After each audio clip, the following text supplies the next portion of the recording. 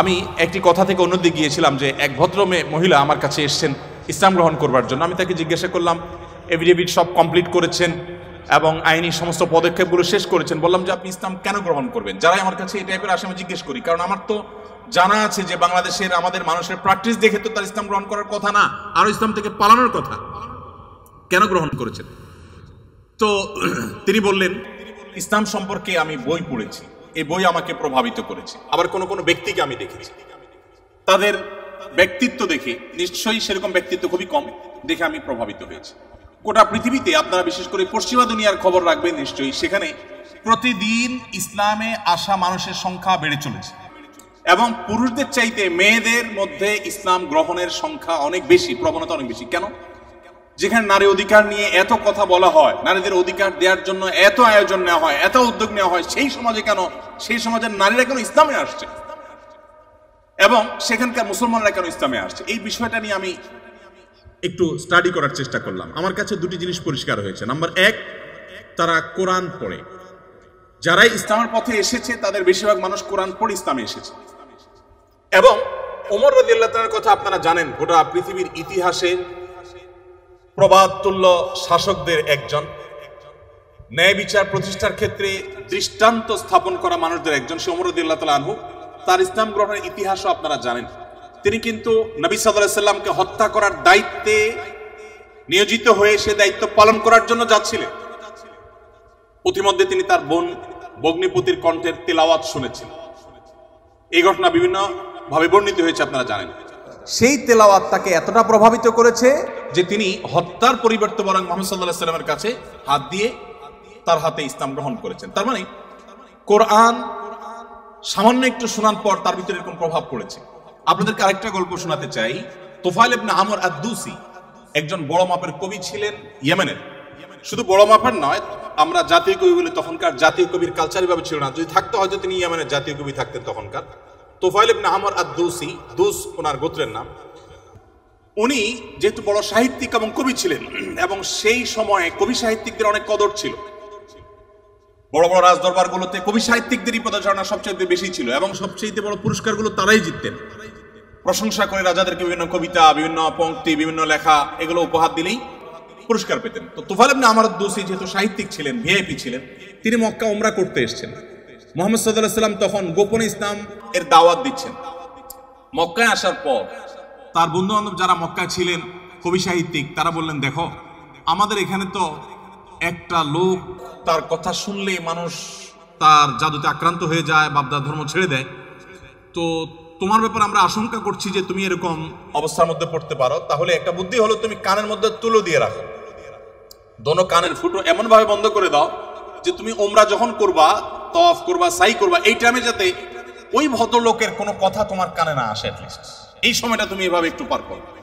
তিনি তাদের পরামর্শ অনুযায়ী দোনো কান বন্ধ করে ফেললেন এবং তিনি ওইভাবে কিন্তু উমরার কাজ শেষ করলেন। একটা পর্যায়ে তার মনে হলো যে আমি এত বড় সাহিত্যিক মানুষ, বুদ্ধিজীবী মানুষ, পড়াশোনা করা মানুষ, একটা মানুষ কথা বলবে আর আমি গলে যাব, ভুলভাল বললেও আমি সেটা মেনে নিব, আমি তো এত অর্বাচীন না, আমাকে এত ভয় কেন পেতে হবে। তিনি কানের তুলোটুলো খুলে ফেলে দিলেন এবং এরপর তিনি হারামের কোন এক জায়গা থেকে কোরআনের কিছু আয়াতের অংশ বিশেষ তার কানে আসলো। আসার পর তিনি সাহিত্যিক মানুষ, বুঝলেন যে এটা তো এই মানের ভাষা, এই মানের সাহিত্য, এটা তো কোনো মানুষের রচনা হতে পারে না, বা এই ধরনের রচনা তো আমি আগে পড়ি নাই, এটা তো একটু ব্যতিক্রম মনে হচ্ছে। তিনি তখন মুহাম্মদ সাল্লাল্লাহু আলাইহি সাল্লামকে অনুসরণ করতে শুরু করলেন। পেয়ে গেলেন আলী রাদিয়াল্লাহু তাআলাকে, সম্ভবত আলীরই তেলাওয়াত শুনেছেন। তখন আলী রাদিয়াল্লাহু তাআলাকে বললেন, দেখো আমাকে তার কাছে নিয়ে যাও, মুশকিল হলো আমার বন্ধু বান্ধবরা দেখলে তো আমার জাত যাবে, বা তারা আমাকে এমন আছে টর্চারও করতে পারে, তাহলে এক কাজ করো, নিয়ে চলো। আলী সামনে সামনে যাচ্ছেন, উনি পিছিয়ে পিছিয়ে যাচ্ছেন। যে পরে তিনি ইসলাম গ্রহণ করলেন এবং তিনি অনেক টর্চারের মুখোমুখি হলেন। তার মাধ্যমে ইয়েমেন ইসলাম ঢুকে, প্রথম ব্যক্তি ইয়েমেন থেকে ইসলাম গ্রহণ করা। আমি আপনাকে 50টা ঘটনা শোনাতে পারবো যে মানুষগুলো ইসলাম গ্রহণ করেছেন শুধুমাত্র কোরআন স্টাডি করে, কোরআন পড়ে। আমি আপনাদেরকে আজকে আহ্বান করে যেতে চাই, বাই চান্স মুসলমান আমরা যারা আছি, আমরা একটু ইসলামটাকে বোঝার চেষ্টা করি, আমরা ইসলামটা একটু জানার চেষ্টা করি। আমরা অনেকে মনে করি কোরআন, হাদিস এগুলো হুজুরদের সাবজেক্ট, এগুলো শুধু ওনারা পড়বেন, আমরা শুধুমাত্র হুজুরদের মুখের দিকে তাকিয়ে থাকবো আর শুনবো। আপনি সেই ধর্মের অনুসারী, যে ধর্মের প্রথম নির্দেশ কিন্তু নামাজ পড়া নয়, যে ধর্মের প্রথম নির্দেশ কিন্তু রোজা রাখা নয়, যে ধর্মের প্রথম নির্দেশ হলো ইকরা, তুমি পড়ো। আপনি সেই ধর্মের মানুষ যেই ধর্মে আপনাকে জ্ঞান ভিত্তিক দ্বীন আপনাকে গ্রহণ করতে বলা হয়েছে। আল্লাহ সুবহানাহু ওয়া তাআলা কোরআনে বলেছেন ফাআলাম আন্নাহু লা ইলাহা ইল্লাল্লাহ। ইমাম বুখারী রাহমাতুল্লাহ আলাইহি কোরআনের পর সবচেয়ে বড় বিশুদ্ধতম আপনার ব্যাখ্যা গ্রন্থ, সেখানে আল্লাহ রাব্বুল আলামিন যে কোরআনে আয়াতে বলেছেন, এর আলোকে ইমাম বুখারী রাহমাতুল্লাহ একটা অধ্যায় রচনা করেছেন। আপনারা জেনারেল ব্যাকগ্রাউন্ডের মানুষ, আপনাদেরকে আমি কিছু এমন তথ্য দিতে চাই যেগুলো হয়তো আপনাদের জানা নেই, এবং সেটা এই জন্য দিতে চাই যে মুসলমানদের জ্ঞান বিজ্ঞানের চর্চা কোন লেভেলে ছিল, বিজ্ঞান তো বটে, সাধারণ জ্ঞানের চর্চাও কোন লেভেলে ছিল। ইমাম বুখারী রাহমাতুল্লাহর যে বুখারী শরীফের কথা আপনারা শুনেন, এই বুখারী শরীফ এটার যে শুধু ইয়েগুলো আছে, টাইটেলগুলো আছে, অধ্যায় এবং পরিচ্ছদের যে শিরোনামগুলো আছে, শুধু এই শিরোনামগুলোর ব্যাখ্যায় ভারতবর্ষের লেখক আছে, সারা ওয়ার্ল্ডের অন্যান্যগুলো বাদই দিলাম। শাইখুল হাদিস জাকারিয়া রাহমাতুল্লাহ আলাইহি ভারতের সাহারানপুরের উত্তরপ্রদেশে, তার লেখা আত-তারাজুম ওয়াল আবওয়াব আছে। আপনার এই টেবিলের এই মাথা থেকে মাথা পর্যন্ত হয়ে যাবে সবগুলো ভলিউম রাখলে। এতগুলো ভলিউম ভর্তি কিসে? শুধুমাত্র সহিহ বুখারীর শুধুমাত্র যে টাইটেল বা শিরোনাম আছে তার ব্যাখ্যা। এবং এগুলো এতটা একাডেমিক এবং এতটাই আপনার ডিপ নলেজের বিষয় এবং এলমি বিষয়, একাডেমিক বিষয়, যে আপনি যদি এখানে প্রবেশ করেন তাহলে আপনি এটার ভেতরে শুধু ঢুকতেই থাকবেন এবং সামনে আগাতে থাকবেন। এটা আমাদের ঐতিহ্য। যাই হোক, তো ইমাম বুখারী রাহমাতুল্লাহ আলাইহির একটা অধ্যায়ের শিরোনাম ছিল এরকম যে তিনি লিখেছেন বাবুল কাউলি বিল ইলমি, বাবুল ইলমি ক্বাবলাল কাউলি ওয়াল আমালি বি। অর্থাৎ সে অধ্যায় এখানে রচনা করা হচ্ছে যে অধ্যায়ে প্রমাণ করা হবে ইসলাম কোনো কথা বলবার আগে, কোনো কাজ করবার আগে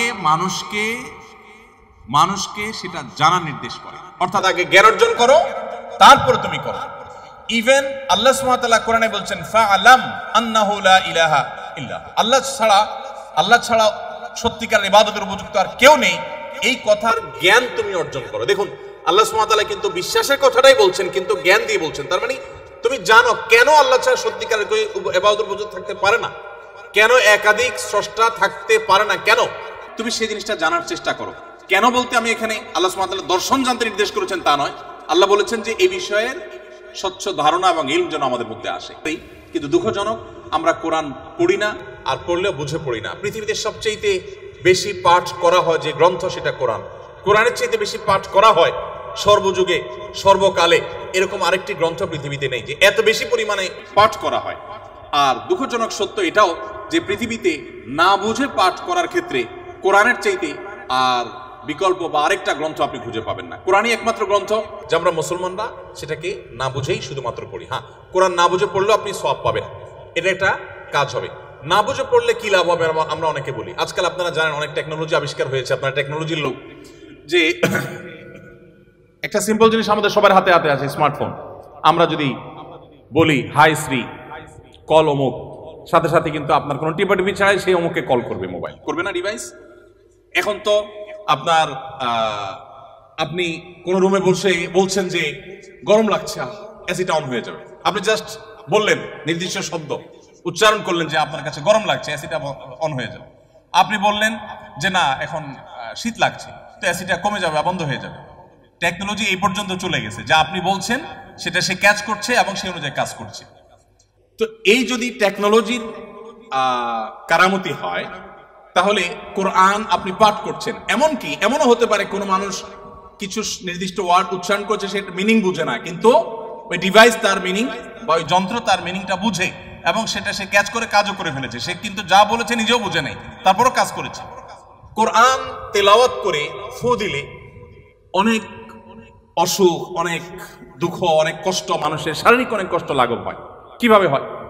আপনি যদি এটা নিয়ে বৈজ্ঞানিক গবেষণা নামেন তো আপনি কোনো সূত্র হয়তো খুঁজে পাবেন না, কিন্তু আপনাকে আমি যে পয়েন্টটা বললাম এই পয়েন্ট থেকে যদি আপনি আগান, আপনি দেখবেন যে এরকম বহু লজিক আপনার সামনে হাজির হয়ে গেছে। যাই হোক, তো আমি যেটা বলছিলাম যে কোরআন আপনি না বুঝে পড়লে সওয়াব পাবেন, কিন্তু এই জন্য কোরআন আসেনি। আল্লাহ সুবহানাহু ওয়া তাআলা কোরআনে বিভিন্ন জায়গায় বলেছেন লিয়াদাব্বারু আয়াতি, এই কোরআন দেয়া হয়েছে তোমাদেরকে যাতে এর আয়াতগুলো নিয়ে তোমরা গবেষণা করো, তোমরা যাতে ভাবো, তোমরা যাতে চিন্তা করো, তোমরা যাতে ভাবনার জগতে প্রবেশ করো। তো এই কোরআন ভাবনা বা গবেষণা তো অনেক পরের কথা, এর কথামালা তো আমাকে আগে বুঝতে হবে।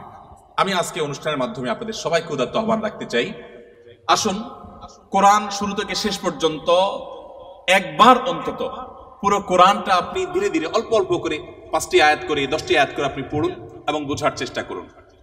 কোন একজন সাহাবী বলেছেন শুধু সূরা বাকারা পড়তে তার কয়েক বছর লেগেছে। আমরা তো 2-3 দিনে কোরআন খতম দিয়ে ফেলতে পারি, তাই না? তার শুধু সূরা বাকারা পড়তে টানা কয়েক বছর সময় লেগেছে। কি করেছেন তিনি? প্রতিটা আয়াত পড়েছেন, এ সম্পর্কে জেনেছেন, ভেবেছেন, এখান থেকে তার নেয়ার কি আছে সেটা নিয়েছেন, নিজের মধ্যে ইমপ্লিমেন্ট করেছেন, দেন তিনি সামনে অগ্রসর হয়েছেন। এভাবে এগোতে গিয়ে তার একটা সূরা শেষ করতে কয়েক বছর সময় লেগে গেছে। কোথায় আমাদের কোরআন অধ্যয়ন? আমি আপনাদেরকে বলেছি, এখনো পৃথিবীতে যারা ইসলামে আসছে, পশ্চিমা পৃথিবী বলুন, আমাদের এই অঞ্চলে বলুন, তাদের নিয়ে আমার যে সামান্য পড়াশোনা বা ঘাটাঘাটি আছে, সেটার আলোকে আমি নিশ্চিত হয়েছি অনেকখানি যে তারা বেশিরভাগ মানুষ আমাদেরকে দেখে তো আসার প্রশ্নই ওঠে না, কারণ আমাদের মুসলমানদের মধ্যে এমন কিছু নেই যেটা দেখে সে ইসলামে আসবে, ম্যাক্সিমাম মুসলমানদের অবস্থা। কিন্তু তারা ইসলামে এসেছে কোরআন পড়ার পর। ফ্রান্সের একজন পলিটিশিয়ান, তিনি কট্টর ইসলাম এবং মুসলমানদের সমালোচক ছিলেন এবং বিদ্বেষ পোষণ করতেন রীতিমতো। আমি একসময় আমার ফেসবুক প্রোফাইলে তাকে নিয়ে অনেক লেখালেখিও করেছি।